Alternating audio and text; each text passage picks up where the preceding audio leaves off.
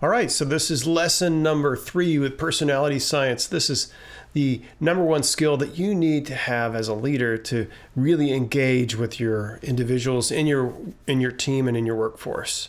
So let's dive into this one. We're going to cover the first trait in the O.C.E.A.N acronym, openness.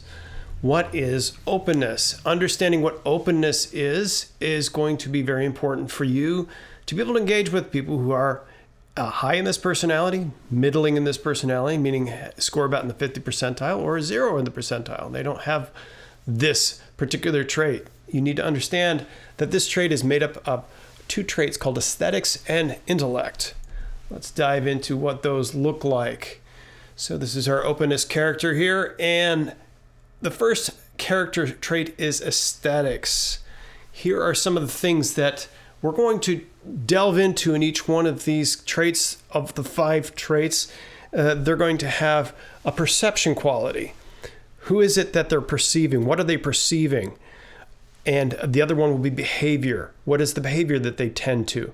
So in the aesthetics, openness to aesthetics, people are seeing the beauty of things. They're finding the feeling in things. They like the artistry of things. They appreciate the awe.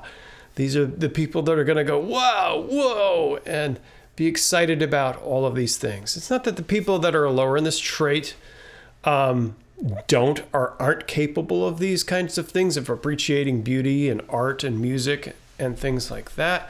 It's just that these people they look for it. They're constantly looking for it in things, and they sort of process the world through those things. So that's the key here, is these type of people have the primary focus in their perception of looking for awe and beauty. They kind of live for it. If they don't have it, it feels negative to them.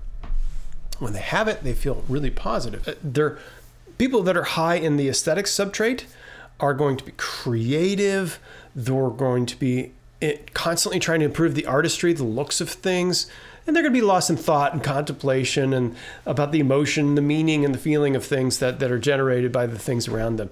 So again, these are the tendencies that they have. They feel good when they're in this zone. They pursue these zones. They tend to not feel good if they don't have these things. So that's what the aesthetics subtrait is focused on. Now, openness to intellect. Let's dive into what their perceptual frame is.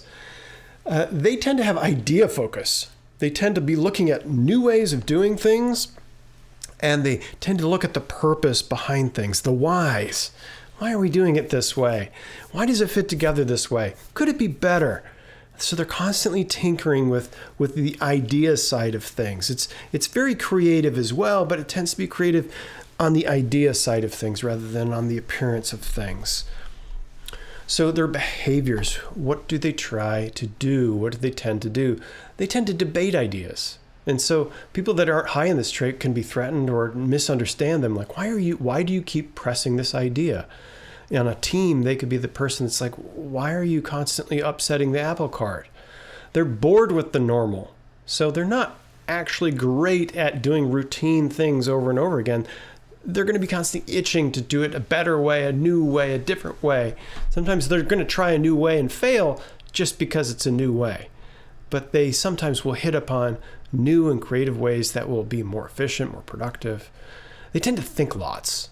So their behavior is always thinking, strategizing, and they just enjoy that, okay? So these type of people, again, it's not that the other people can't do that. These people just feel at home. They feel comfortable, at ease. If things aren't this way, you get a little bit, there's a discomfort for this personality. So these are the perceptions and behaviors of the intellect. And so if you're high in both of these, you can see how that would combine to a very thoughtful, artistic, research-based, very curious personality. So there's a spectrum of superpowers, and we're going to go over these individuals again just to give you an idea of perspective. So you've got kind of a people perspective of somebody in your mind who is open to these things. Now, we're going to use the Friends personalities because most of us have watched it make a million times. So now the first is Phoebe. She's going to be the person that's going to be high in artistry. she was always kind of looking at ideas, creative musical things, and she probably has a lot of extroversion too. And we'll cover that one later. But, she's very open to the artistry, the beauty, the nature of things in that way. So think of Phoebe when you think of the artistry. Now, for a historical person, we're going to kind of think about a Renaissance painter, Leonardo da Vinci. So he was probably high in both of these, intellect and artistry. So, because he was a painter, an artist, but he was also a scientist. So he was always kind of crafting new ideas, engaging with nature, and he kept journals about the nature of things. He speculated about flying machines and gravity and all of these different things. So he was definitely someone high in openness of art, aesthetics, and intellect. So think of him when you think of openness. Now, Star Wars, another thing that we've probably all seen the characters here. So I would say Luke Skywalker embodies the openness to intellect and experience. So he was constantly looking for new experiences and was very willing to, you could tell he was bored on that old planet, bored being a farmer. He wanted to go out and change the world. So that's the type of thing. He's tinkering with the ideas of world. Why are we doing this? What's going on? He joined that whole new sect of being a radical new Jedi and things like that. So he was out there. He was pushing the envelope, becoming something new, wasn't satisfied with the normal. So those are some characters that you can link to this trait, because I find that our minds tend to think about stories and people in these regards when we're focusing on trying to remember these things. So you can remember the brute facts and you can remember these characters to try to characterize and round out your understanding of the trait of openness, which is characterized by openness to aesthetics and experiences and to intellect and ideas. So now let's look at the strengths and weaknesses of this particular personality. So we have, on the strength side, we have creative, intellectual, comfortable with change, visionary, entrepreneurial. Those are great characteristics, but they also have a sort of a dark side, a weakness. They can get stuck on ideas when they should be moving on.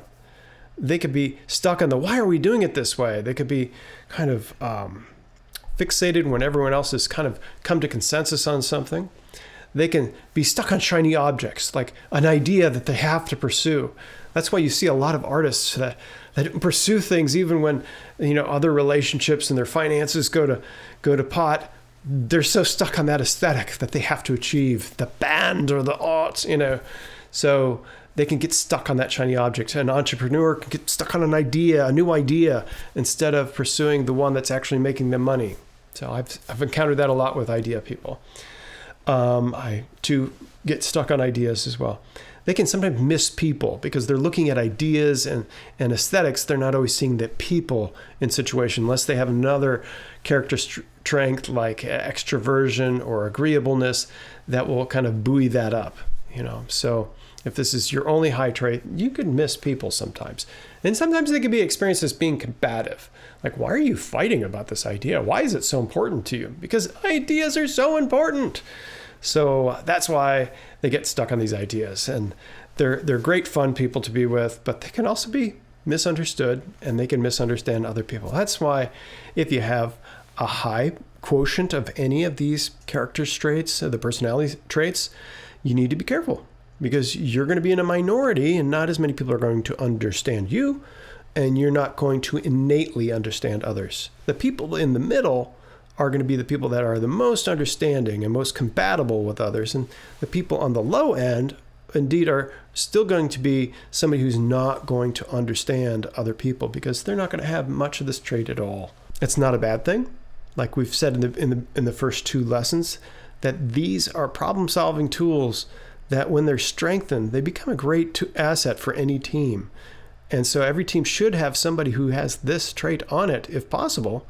But if they don't, then it might be a weakness for your team. So let's move on to some of the science behind this. And why do I cover the science behind this? Because I want to cement in your minds that not that we have come up with impressive terms and things like that, but that there's a real mechanism behind this, that you are wired for these things. Just as our persons were wired to be valued, They're going to be personalities that are wired in their brain structures, different dominant parts of your brain structures that are going to push you towards things. So we're talking a little bit about neurotransmitters. Now, you could have differing amounts of neurotransmitters in your body, like your body just innately produces more. So acetylcholine is a excitatory neurotransmitter, and this neurotransmitter is going to cause you to be excited. It's causes you to be energized, to move you towards things. And so you can see how these people are energized to move towards ideas, move towards aesthetics, move towards things that are of those nature, creative new things. So acetylcholine is definitely going to be found in higher quantities in this particular personality. And then there's the dopamine molecule. Now, I've kind of vilified this molecule a little bit because it drives you towards goals and goods, but this molecule will show up in higher quantities in this personality. It's not that they couldn't be balanced out with serotonin. We just want serotonin to be the master modulator of this personality. It's just that they're still going to have a strong drive towards goals. That's why you'll see artists that will move towards goals, even to the detriment of relationships and maybe finances, or somebody who's a strong idea person will pursue those ideas, even to the detriment of their finances or relationships and things like that. So dopamine needs to be balanced out with serotonin, but it is definitely strong with this personality. So serotonin is going to be lower in this particular personality by nature. This doesn't mean that you couldn't modulate it by having healthy relationships, but you need to be careful of that. So that's why you see a lot of artists that are discontent and tend to be a little bit more edgy, a little bit more neurotic in their dispositions. So let's go into the questions here.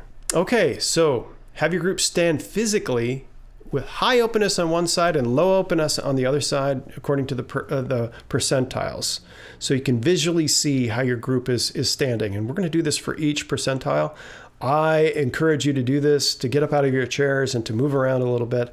And so you can see each other and where you stand. It's much easier for your brain to learn this, how your team interacts, by seeing it. If you try to do this just by the numbers on a page, it's more abstract. And so when you see people standing in it, and then you can have these further questions answered in the context of standing in these different locations. So let's look at the next question. So what advantages are there to having high amounts of openness? That's the second question. If you don't have anyone on your team with this, imagine what those traits might lend to your team if you did have them. Next question. What advantages are there to having low amounts of openness? Would you be more stable? So somebody low in openness, what do you bring to the table? What advantages do you have? And the last question. What advantages are there to having middling amounts of openness? Talk about that amongst your team. So that is the trait of openness, and that's going to be the wrap of this lesson. And openness, again, has the two subtraits of aesthetics and intellect. And you need to focus on these things in order to really understand people, so you can predict their behaviors and predict their perceptions of the world. So this is going to help you to connect with people in a very deep way that no other tool can actually help you to do. So that's why we're trying to learn this, to be virtuosos of the personality science. And join me next time on lesson number 4.